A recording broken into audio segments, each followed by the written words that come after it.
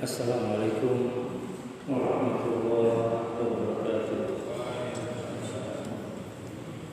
Innal hamdalillah nahmaduhu wa nasta'inuhu wa nastaghfiruh wa na'udzu billahi min shururi anfusina wa min sayyiati a'malina.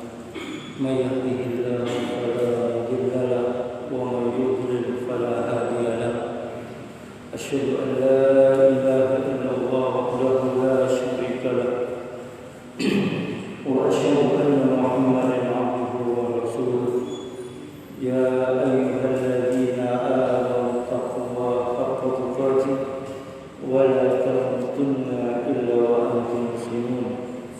Ya ayyuhan nas taqu rabbakum alladzi khalaqakum min nafsin wahidah wa khalaqa minha zawjaha وبث منهما رجالا كثيرا ونساء واتقوا الله الذي تساءلون به والأرحام إن الله كان عليكم رقيبا. يا أيها الذين آمنوا اتقوا الله وقولوا قولا سديدا يصلح لكم أعمالكم ويغفر لكم ذنوبكم ومن يطع الله ورسوله فقد فاز فوزا عظيما.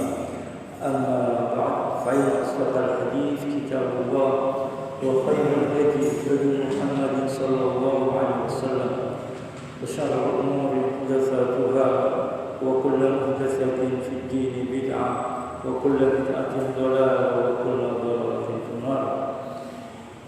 Alhamdulillah, alhamdulillah, alhamdulillah. Segala puji bagi Allah Subhanahu wa taala yang telah memberikan karunia-Nya begitu besar kepada kita. Hingga malam ini kita semua dimudahkan oleh Allah Subhanahu wa taala untuk melangkahkan kaki kita di masjid ini guna melaksanakan salat maghrib berjamaah. Dan kemudian kita dimudahkan oleh Allah Subhanahu wa taala untuk duduk di majlis yang mulia ini, majlis ilmu. Salawat dan salam semoga tetap tercurah limpahkan kepada Nabi kita Muhammad sallallahu alaihi wasallam, kepada keluarga beliau, sahabat-sahabat beliau, dan orang-orang yang senantiasa istiqomah meniti jalan kehidupan beliau hingga akhir zaman kelak. Malam ini kita akan lanjutkan kajian kitab Fawaidul Fawaid yang ditulis Ibnu Qayyim rahimahullah yang dengan tema bagian Asharul Khawatiri wal Afkar, pengaruh bisikan hati dan pikiran. Ulama dahulu itu hal-hal yang tidak terlintas dalam pikiran kita itu dibahas.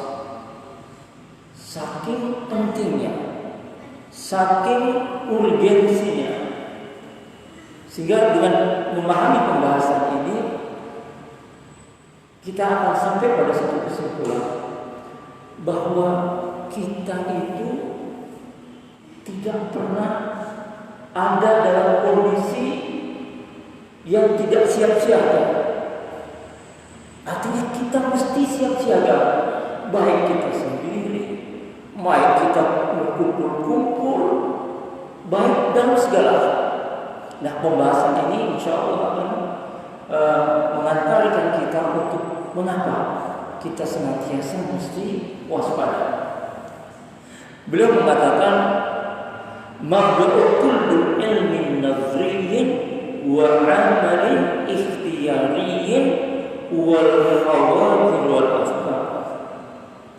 Cikal bakal ilmu pengetahuan dan perbuatan adalah bisikan hati dan pikiran. Jadi ilmu pengetahuan, kebiasaan perbuatan itu munculnya itu dari bisikan hati dan pikiran. Fa innahu tujibu tawassul wa tawassul tad'u ila al-iradah.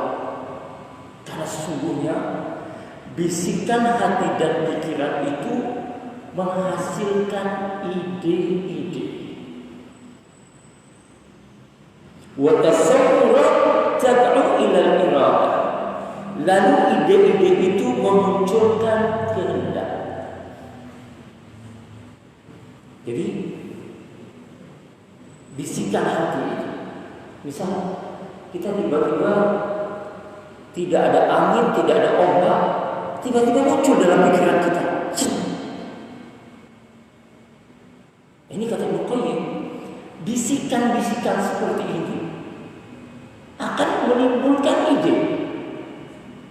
Misal kita tiba-tiba ingin bangun masjid misalnya, gak kepikiran, tiba-tiba ada keinginan ingin bangun masjid, maka muncul ide. Idenya apa? Nabung dulu, atau mendekati beberapa teman dulu dan lain sebagainya. Nah kemudian dari ide-ide ini memunculkan kehendak. Nah kehendak ini kemudian menjadi, kata beliau, wal iradatu taqtadi waqa'al fi'li wa kasrati tikrarihi tu'til 'adah. Selanjutnya kehendak itu melahirkan perbuatan. Lantas perbuatan itu dilakukan berulang-ulang. Itulah yang kemudian disebut dengan tradisi. Jadi muncul ide di kepala kita, kemudian ada keinginan untuk menindaklanjuti ide itu. Dan ketika ada kehendak, ada keinginan untuk mewujudkan ide itu. Ini yang menarik. Beliau mengatakan, fasolahu hadhil maratimi bisolahil awal wal afkar. Maka baiknya tahapan tersebut bergantung pada baiknya bisikan hati dan pikiran itu sendiri. Jadi kalau yang masuk bisikan-bisikan yang baik, mungkin semua kita pernah merasakan. Tiba-tiba ada keinginan untuk sedekah, ada keinginan untuk bantu, ada keinginan baca buku, ada keinginan ikut kajian dan lain sebagainya. Padahal tidak pernah terpikirkan itu. Tiba-tiba saya muncul. Nah, kemudian timbullah ide, timbullah kehendak, dan kemudian menjadi sebuah tradisi. Wa fasaduha bifasadiha. Sebaliknya, rusaknya semua tahapan itu bergantung pada rusaknya bisikan hati dan pikiran. Jadi yang berbahaya, kalau yang masuk ke kita bisikan-bisikan yang jahat, bisikan-bisikan yang jahat. Misal kita seorang pedagang, kita udah biasa dagang dengan dagangan yang lumrah. Tiba-tiba ada pembeli yang muncul di kepala kita. Pembeli ini tidak ngerti dengan barang yang kita jual. Ini bisa nih, artinya harganya tadinya dijual 20.000, karena melihat si pembeli ini tidak ngerti apa-apa, naik menjadi 100.000. Nah, bisikan-bisikan seperti ini kalau tidak cepat diantisipasi, akan melahirkan kehendak yang kemudian dieksekusi kehendaknya. Maka kita lihat, kadang orang tidak ada niat untuk melakukan sesuatu, tiba-tiba muncul bisikan di hatinya, di kepala muncul. Nah, ketika itu muncul, maka yang dilihat bisikan itu baik, apakah itu bisikan jahat? Kalau bisikan baik, tentu akan bermanfaat. Nah, sekarang pertanyaan, bisikan yang baik itu seperti apa? Ya. Karena kita tidak bisa mencegah bisikan yang masuk ke kita. Kita, kata Ibnu Qayyim, tidak dikasih kemampuan untuk menghilangkan bisikan itu. Gak mampu kita. Tiba-tiba datang, tiba-tiba masuk, kita tidak punya kemampuan untuk menghilangkan itu. Maka kata beliau mengatakan fasalahul khawatir bi an takuna muraqibatan liwaliha wa ilahiha. Bisikan hati yang baik adalah bisikan hati yang bertuju terhadap pelindung dan rahmat. Sa'idatan ilahi dairatan ala mardati wa muhabih. Tertuju kepada Allah Subhanahu wa taala serta fokus untuk memperoleh keriduannya dan cintanya. Ini ibaratkan pasukan. Ini adalah bentengnya. Jadi ketika ada masuk bisikan kita, maka yang mesti kita tanyakan, apakah bisikan ini tertuju dalam rangka mencari keridhaan Allah, mencari cinta Allah, mencari tujuan kita hanya kepada Allah, atau bisikan-bisikan ini selain itu? Nah, kalau sudah selain itu, tentunya kalau tidak tertuju kepada Allah, maka tertuju kepada selain Allah. Bahasa sederhananya, kalau kita ini tidak disibukkan dengan kebaikan-kebaikan, maka pasti kita akan disibukkan dengan kejelekan-kejelekan. Artinya kalau pikiran kita tidak diisi dengan kebaikan-kebaikan, yang muncul adalah pikiran-pikiran yang tidak baik. Akan seperti itu. Maka kata beliau, bisikan yang baik itu orientasinya hanya kepada Allah Subhanahu wa taala, mencari keridhaan Allah Subhanahu wa taala. Dan orang yang seperti ini, dia adalah orang yang paling merdeka, orang yang paling bahagia. Karena orang yang kalau sudah tertuju kepada Allah Subhanahu wa taala semua, maka tidak ada beban dalam hidupnya. Tidak ada beban dalam hidupnya. Karena semuanya untuk Allah Subhanahu wa taala. Maka beliau mengatakan, fa innahu subhanahu bih kullu sholatin. Kenapa? Karena semua kebaikan itu berasal dari Allah Subhanahu wa taala. Kita semua nih yang bisa duduk di masjid ini, kalau enggak karena ridho Allah, karena izin Allah Subhanahu wa taala, kalau tidak karena kemudahan yang diberikan oleh Allah Subhanahu wa taala, enggak akan bisa duduk seperti ini. Makanya adalah nikmat yang sangat luar biasa. Kita bisa duduk di majelis ilmu. Kamu kadang-kadang orang rumahnya dengan masjid hanya 5 meter, enggak bisa ke masjid. Tapi orang-orang yang jauh bisa datang ke masjid.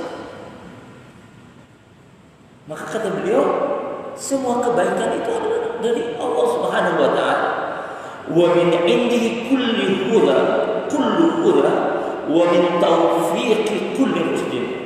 Setiap petunjuk itu bermula dari Allah Subhanahu wa taala, dan setiap kebenaran itu karena taufik Allah Subhanahu wa taala.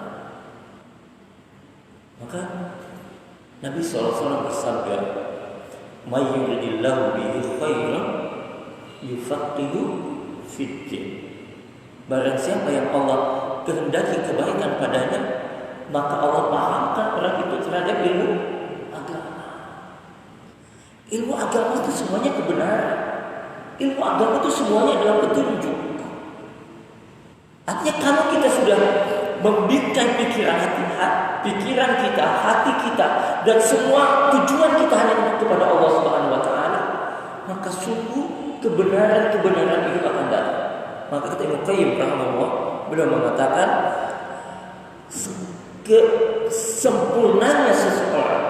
sempurnanya hidayah seseorang itu bergantung kepada kesungguhan seseorang itu. Ya. Semakin dia banyak melakukan amal-amal kebaikan, maka hidayah itu akan semakin datang kepada orang itu. Maka beliau mengatakan, wa min indi kulli huda wa min tawfiqi kulli rushdin wa min tawallihi li'abdi kulli hafdin. Setiap penjagaan disebabkan oleh perlindungan Allah Subhanahu wa taala. Sebaliknya kata beliau, wa min tawallihi wa i'radihi anhu kullu dhalalin wa syaqa'in. Dan setiap kesesatan dan kesengsaraan itu terjadi karena berpalingnya dan pengabaian Allah Subhanahu wa taala terhadap hamba-Nya. Jadi kesesatan, kesengsaraan itu wujud dari pembiaran Allah disebabkan hamba itu berpaling kepada Allah Subhanahu wa taala. Dia itu mengabaikan Allah Subhanahu wa taala, maka Allah abaikannya.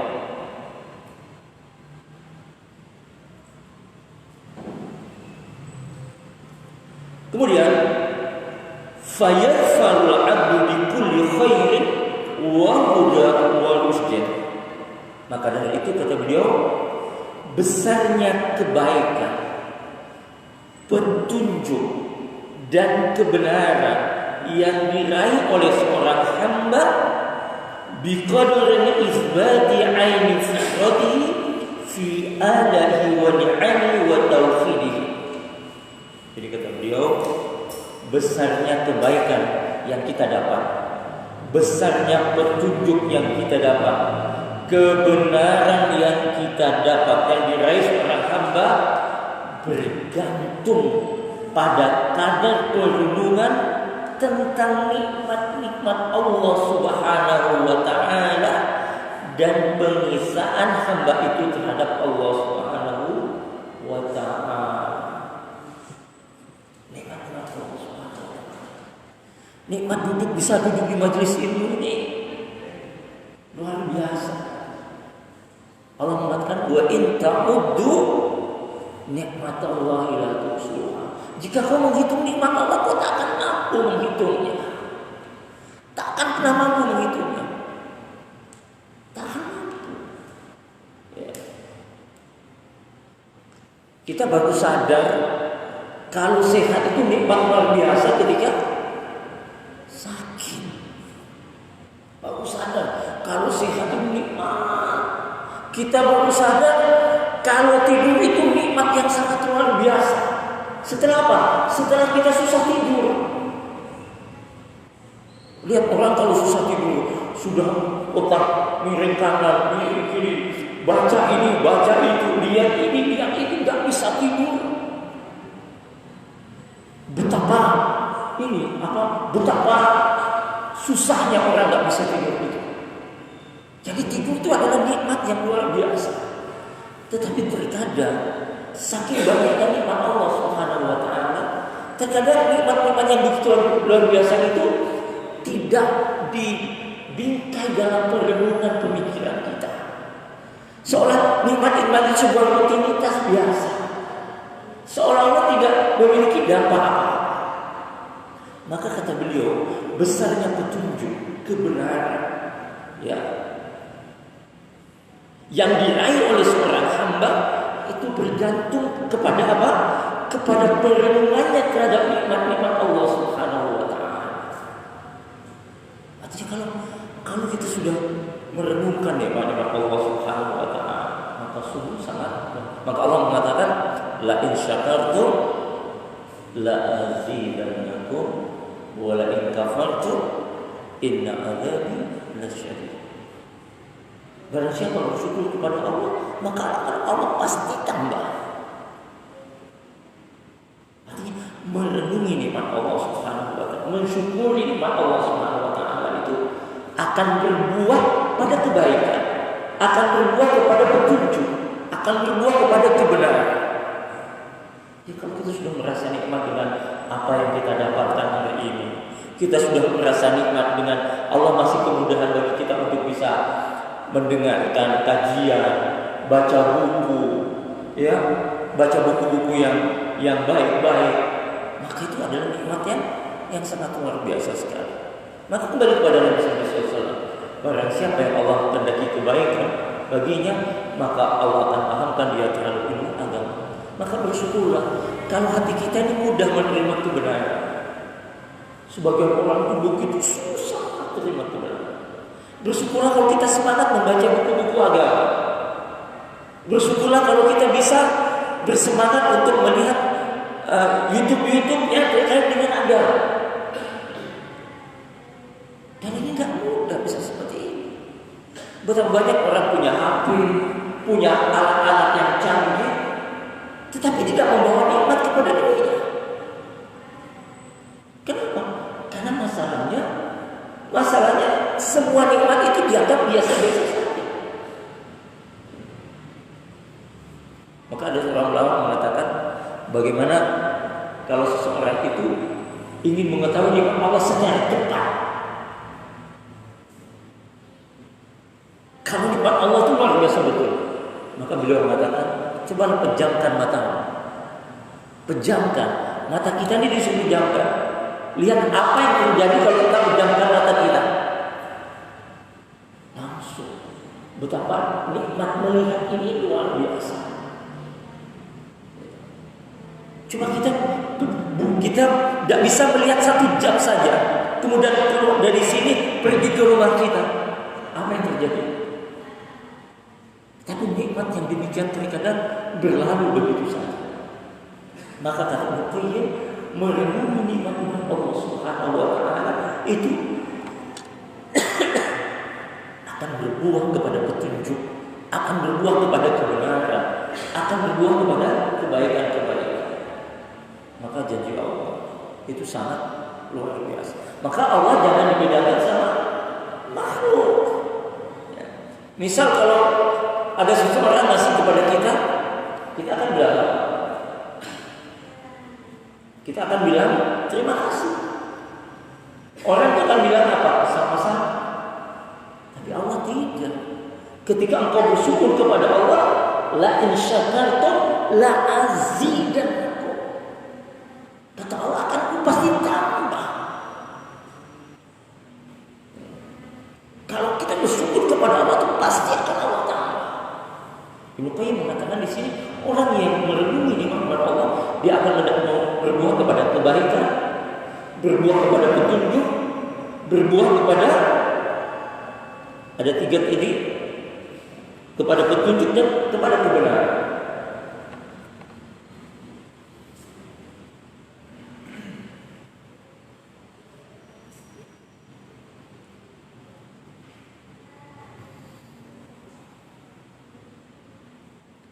Oleh karena itu kata beliau, besarnya kebaikan, petunjuk dan kebenaran di dalam seorang hamba ini biqadar itsbati aini fitrati fi adaihi wa ni'ami wa tauhid. Yani bergantung kepada perenungannya akan nikmat Allah Subhanahu wa taala dan pengesahannya terhadap Allah Subhanahu wa taala, wa turuki ma'rifatihi, bergantung pada caranya mengenal Allah Subhanahu wa taala, wa turuki fi ubudiyatihi, bergantung beribadah kepadanya. Jadi seorang yang mensyukuri nikmat Allah, merenungkan nikmat Allah Subhanahu wa taala dan mengisahkan Allah Subhanahu wa taala, dan dia tahu bagaimana dia caranya mengenal Allah Subhanahu wa taala, dan dia tahu bagaimana beribadah kepada Allah Subhanahu wa taala, maka kebaikan, petunjuk, kebenaran itu akan mengiringi setiap langkah orang tersebut. Artinya kalau ibadah kita baik, ya, kita mengenal Allah Subhanahu wa taala dengan pengenalan yang benar, kemudian kita merenungkan nikmat-nikmat Allah Subhanahu wa taala, maka kebenaran, kebaikan dan petunjuk itu akan diraih. Wa inzali iyyahu hadiran ma'ahu, serta bergantung pada upayanya dalam menempatkan Allah Subhanahu wa taala di sisinya. Musyahidan lahu nadhiran ilaihi raqiban alaihi, dengan selalu merasa dilihat, diperhatikan dan diawasi oleh Allah Subhanahu wa taala. Saya ulangi lagi. Jadi kata Ibnu Qayyim, ya, kebaikan, kebenaran dan petunjuk itu rentetannya adalah ketika seseorang itu merenungi nikmat Allah Subhanahu wa taala, mengesahkan Allah Subhanahu wa taala, dia tahu cara mengenal Allah Subhanahu wa taala, dan dia tahu bagaimana beribadah kepada Allah Subhanahu wa taala. Dia betul-betul Allah Subhanahu wa taala dengan penempatan yang benar. Maka buahnya kata Ibnu Qayyim, musyahidan lahu nadhiran ilaihi raqiban alaih. Maka hamba itu dia akan senantiasa merasa dilihat oleh Allah Subhanahu wa taala, diperhatikan oleh Allah Subhanahu wa taala, dan diawasi oleh Allah Subhanahu wa taala. Cuma kalau orang sudah merasa dilihat Allah, merasa diawasi oleh Allah Subhanahu wa taala, kemudian merasa diperhatikan oleh Allah Subhanahu wa taala, tentu orang yang seperti ini adalah orang yang paling bahagia. Ya. Kalau kita bahasakan dengan bahasa sederhana, orang seperti ini nggak galau-galau, ya, nggak akan galau. Ya. Kenapa? Karena dia merasa Allah melihat, Allah memperhatikan, Allah mengawasi. Orang yang seperti ini. Dan ini buah dari apa? Dari dia mensyukuri nikmat Allah, mengenal Allah Subhanahu wa taala, dan dia tahu bagaimana cara beribadah kepada Allah Subhanahu wa taala. Kemudian beliau mengatakan muttali'an 'alal khawatiri wa iradati wa hamdihi. Dan orang itu merasa bahwa Allah mengetahui bisikan hatinya. Allah mengetahui kehendaknya, dan Allah mengetahui harapan. Jadi gak ada yang tersembunyi di hati kita, gak ada yang tersembunyi. Ya. Maka orang beriman itu gak perlu CCTV. CCTV itu dipasang pojok sana, pasang pojok sana, pasang pojok sana. Orang beriman tuh sudah ada di dalam dirinya. Kalau Allah itu tahu setiap apa yang ada di dalam dirinya. Bisikan-bisikan kecil itu Allah Subhanahu wa taala tahu. Otomatis ketika seperti itu. Ya. Adapun CCTV bisa dikelabui ya. Ya. Listriknya dimatikan, mati udah CCTV. Tapi kalau Allah tidak bisa. Mau kita sembunyi, mau kita kemana, saat orang itu yakin benar kalau Allah mengawasi dan memperhatikannya, maka sungguh dia akan merasakan kenikmatan-kenikmatan di dalam hidupnya. Maka disinilah kita butuh perjuangan. Maka musuh yang paling berat itu siapa? Nih, musuh yang paling berat itu bisikan-bisikan diri kita sendiri.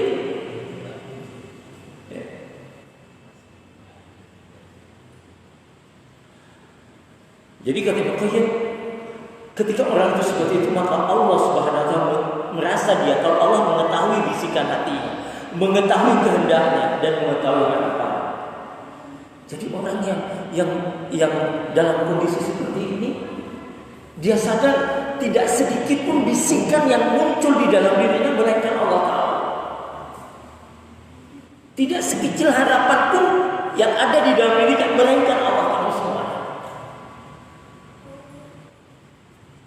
Fahina idin yastahi min wa yujilluhu ayyutli'ahu minhu ala awratin yabu ayyattali 'alaiha makhluqul mithluhu. Maka pada saat itulah ia akan merasa malu apabila sampai Allah memperlihatkan aib-aibnya, memperlihatkan aibnya kepada Allah Subhanahu wa taala. Seperti halnya ia tidak ingin aibnya sampai diketahui oleh sesama. Maka kata orang yang beriman betul, yang sungguh-sungguh imannya betul kepada Allah Subhanahu wa taala, orang itu lebih malu kepada Allah dalam kesendiriannya. Meskipun dia sendiri betul-betul dia malu kepada Allah Subhanahu wa taala. Coba bayangkan, sendiri dia malu kepada Allah Subhanahu wa taala. Dia tidak ingin memperlihatkan aib-aibnya kepada Allah Subhanahu wa taala. Jadi rasa malunya dia kepada Allah dalam kesendiriannya lebih besar dari rasa malunya saat dia berkumpul sama kebanyakan orang. Nah, orang yang sudah dalam kondisi seperti ini, kita bisa bayangkan orang seperti ini. Terasa betul hidup itu nikmat baginya. Ya. Karena sebagaimana dijelaskan pembahasan kita beberapa minggu yang lalu, Allah itu lebih sayang kepada kita daripada sayangnya kita kepada diri kita. Allah lebih tulus kepada kita daripada tulusnya kita kepada diri kita. Ya. Itu kata Bukhari. Jadi ketulusan Allah kepada kita jauh lebih besar dari ketulusan kita kepada diri kita. Nah, orang yang sudah punya rasa seperti ini, ya dunia itu menjadi apa? Menjadi kecil di hadapannya. Ya. Menjadi kecil di hadapannya. Karena tidak ada berarti daripada dunia ini. Karena orang yang seperti ini yang dia cari adalah keridhaan Allah Subhanahu wa taala. Aw yara fi nafsihi khatiran yanqudu alaihi. Ia pun akan merasa malu kepada Allah Subhanahu wa taala bila di dalam dirinya terdapat bisikan hati yang membuat Allah Subhanahu wa taala murka. Kita nggak bisa mencegah bisikan hati yang masuk kepada kita ini, nggak bisa. Cuma Allah kasih kontrolnya kepada kita. Ya. Maka ketika yang bisikan yang baik itu apa? Bisikan yang baik itu sebagaimana dijelaskan tadi, bisikan yang muncul dalam rangka untuk mencari keridhaan Allah Subhanahu wa taala. Itu bisikan yang baik. Ada orientasi bisikan itu hanya kepada Allah Subhanahu wa taala. Famata anzala rabbuhu hadhihi manzilata min. Apabila seorang hamba sudah bisa menempatkan Allah Subhanahu wa taala pada kedudukan seperti ini, rafa'ahu wa qarrabahu min wa akramahu wa istinabu wa wala. Niscaya Allah Subhanahu wa taala akan mengangkat derajatnya, mendekatkannya, memuliakannya, memilihnya dan melindunginya komplit. Jadi rentetan yang kita jelaskan tadi, ketika orang sudah mampu melakukan seperti itu, maka kata beliau Allah Subhanahu wa taala akan mengangkat derajatnya. Gak perlu pencitraan untuk angkat derajat. Dia akan mulia tanpa minta dimuliakan. Dia akan terhormat tanpa meminta untuk dihormati. Akan seperti itu. Kenapa? Karena Allah langsung yang akan memuliakannya, mengangkat derajatnya, tanpa harus dia berpayah-payah meminta orang memuliakannya, meminta orang menghormatinya. Artinya omongannya itu betul-betul punya dampak yang sangat luar biasa.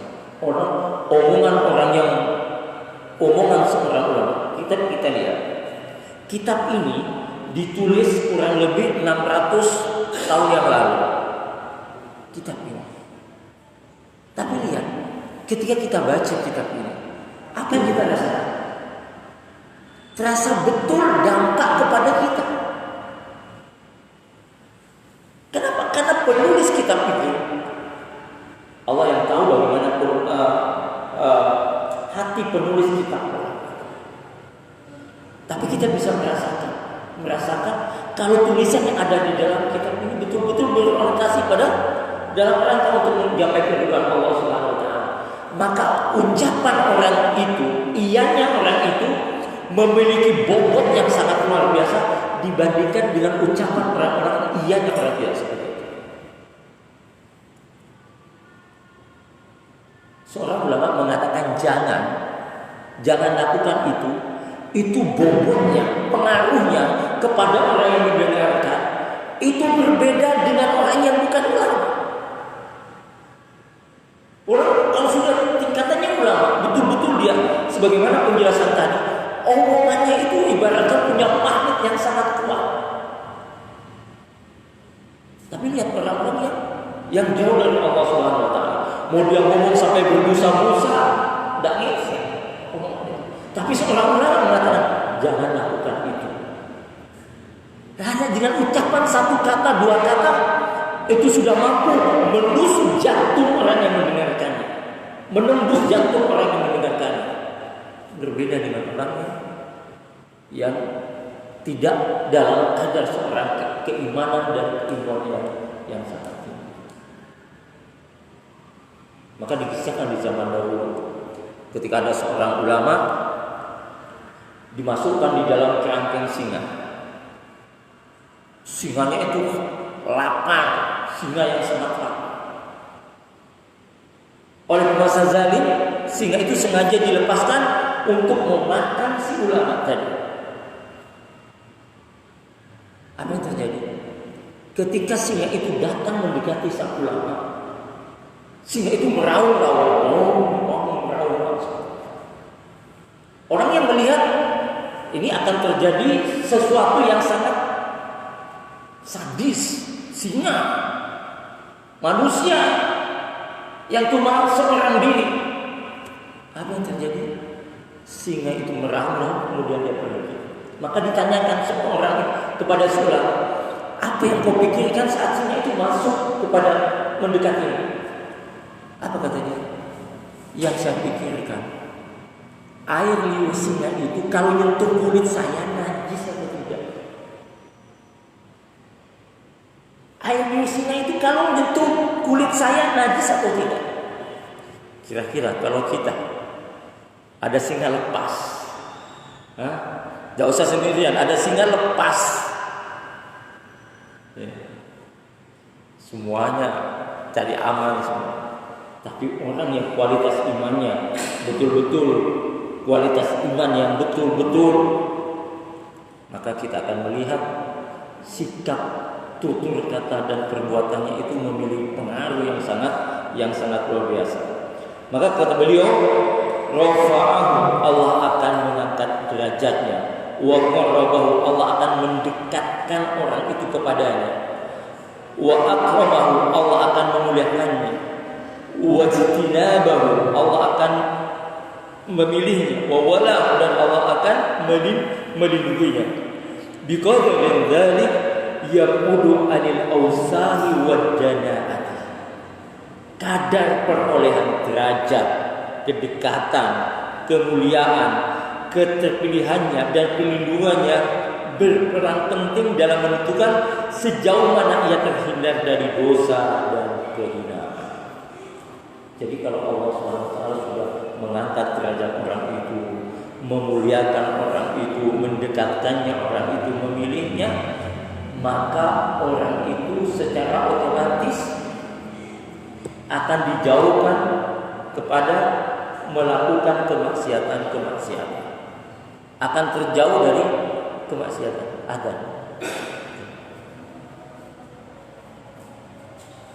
Kita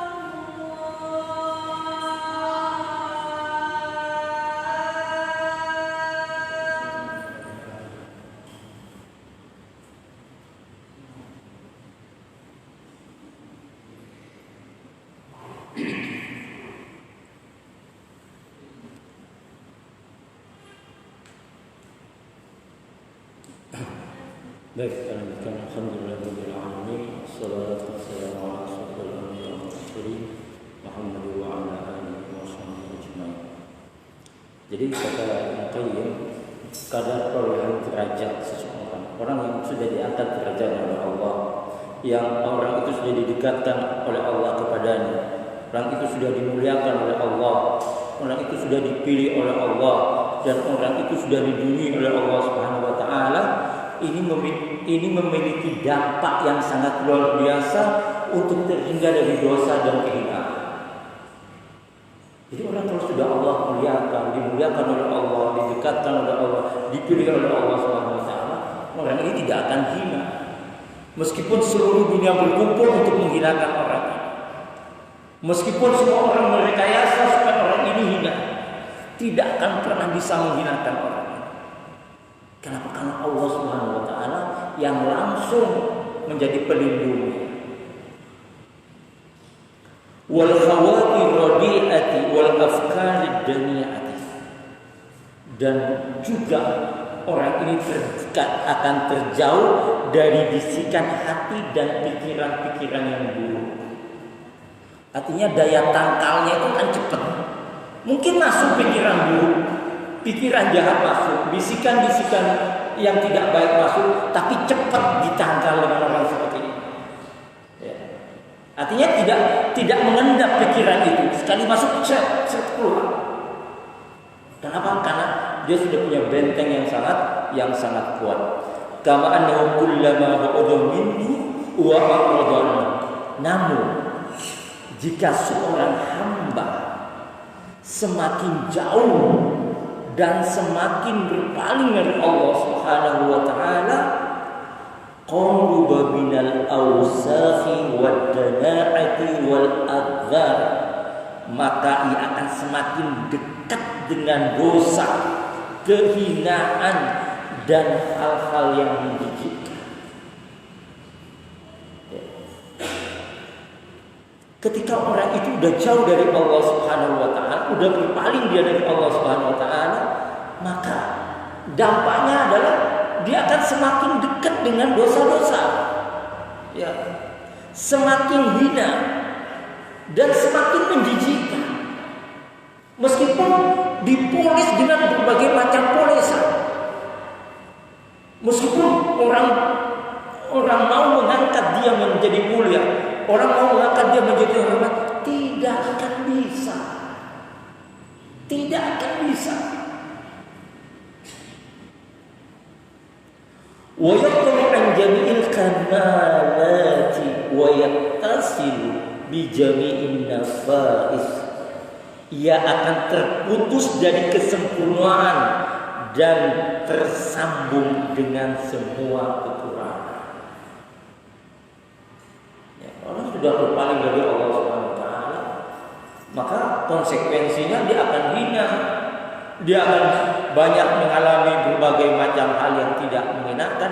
Bahkan Nabi mengatakan dia akan mendapatkan hal yang menjijikan, dekat dengan hal-hal yang menjijikan. Maka beliau mengatakan, fal insanu khairul makhluqat idza taqarraba min bari'i. Sungguh manusia itu merupakan makhluk yang terbaik selama ia mendekatkan diri kepada Allah Subhanahu wa taala. Wa tazzama awamirahu wa nawahiyahu, berpegang teguh dengan perintah Allah dan menjauhi larangan Allah Subhanahu wa taala. Jadi manusia ini, kata beliau, adalah makhluk terbaik selama dia mendekatkan diri kepada Allah Subhanahu wa taala, berpegang teguh kepada apa yang Allah perintahkan dan menjauhi apa yang Allah larang. Wa amala bi mardati, mengerjakan segala sesuatu yang diridhoi oleh Allah Subhanahu wa taala, wa atharu ala hawa. Jadi makhluk terbaik itu adalah manusia itu adalah makhluk terbaik ketika dia mendekatkan diri kepada Allah, berkomitmen, bersungguh-sungguh dalam melaksanakan perintah Allah, menjauhi larangan Allah Subhanahu wa taala, dan dia melakukan semua hal dalam rangka untuk mencari keridhaan Allah Subhanahu wa taala. Gak butuh ujian, gak butuh tepuk tangan, gak butuh sanjungan, gak ada keinginan selain keridhaan Allah. Semua amalnya karena Allah Subhanahu wa taala. Maka apa buahnya? Buahnya kata beliau, wa atharu ala hawa. Dan dia mengutamakan Allah Subhanahu wa taala daripada hawa nafsunya. Artinya orang yang seperti ini mampu menundukkan hawa nafsu. Dan ini enggak mudah. Ya, bisikan itu datang terus. Artinya kalau kita tidak minta tolong sama Allah, enggak mungkin bisikan-bisikan buruk yang subhat-subhat itu mampu kita tepis. Ya. Apalagi zaman sekarang. Sampai orang mengatakan, sekarang ini jangankan yang halal, yang haram saja kita susah dapat. Yang haram saja susah dapat. Apalagi yang haram. Ini bisikan kan masuk kepada pikiran kita. Realitas kehidupan seperti ini. Maka tidak sedikit orang yang tadinya istiqomah di atas kebenaran, ketika ada bisikan-bisikan jelek yang masuk, kemudian dia lanjutkan dengan berteman dengan orang yang seperti itu, maka apa yang terjadi? Ibaratkan mandi, dia kecebur sudah. Maka kata beliau, wasyarul makhluqati idza taba'udan. Tapi manusia itu juga akan menjadi makhluk terburuk, melebihi binatang, lebih hina daripada binatang. Ketika apa kata beliau? Idza taba'udan. Jika dia menjauh dari Allah Subhanahu wa taala. Menjauh dari Allah Subhanahu wa taala. Wa lam yataharrak qalbahu liqurbih. Dan tidak ada keinginan untuk menggerakkan hatinya mendekatkan diri kepada Allah Subhanahu wa taala. Hatinya, bukan badannya, menggerakkan hatinya. Tidak ada keinginan untuk menggerakkan hatinya untuk mendekatkan diri kepada Allah Subhanahu wa taala, wa ta'atihi wa tighai mardati, untuk mendekatkan diri kepada Allah, melakukan ketaatan kepada Allah dan berusaha menggapai ridho. Ini manusia yang paling jelek. Manusia akan menjadi makhluk yang paling buruk jika dia jauh kepada Allah Subhanahu wa taala dan tidak ada keinginan hatinya untuk digerakkan mendekatkan diri kepada Allah, melakukan ketaatan kepada Allah dan berusaha menggapai ridhonya. Famata istarata qurba ilaih. Apabila seorang hamba lebih memilih mendekatkan diri kepada Allah Subhanahu wa taala, wa atharahu ala nafsihi wa hawahu, lebih mengutamakan Allah Subhanahu wa taala daripada dirinya sendiri dan nafsunya, apa kata beliau? Faqad hakkama qalbahu wa aqlahu wa imanahu ala nafsihi wa syaitanihi. Berarti ia telah berhasil membuat hati, akal dan imannya mengalahkan syahwat dan syaitannya. Jadi itu kata beliau. InsyaAllah kita akan lanjutkan minggu yang akan datang pembahasan asarul khawati wal afkar ini, dan insyaallah kita akan lanjutkan pada minggu yang akan datang. Demikian, subhanallah wa bihamdika asyhadu an la ilaha illa anta astaghfiruka wa atubu ilaik. Assalamualaikum warahmatullahi wabarakatuh.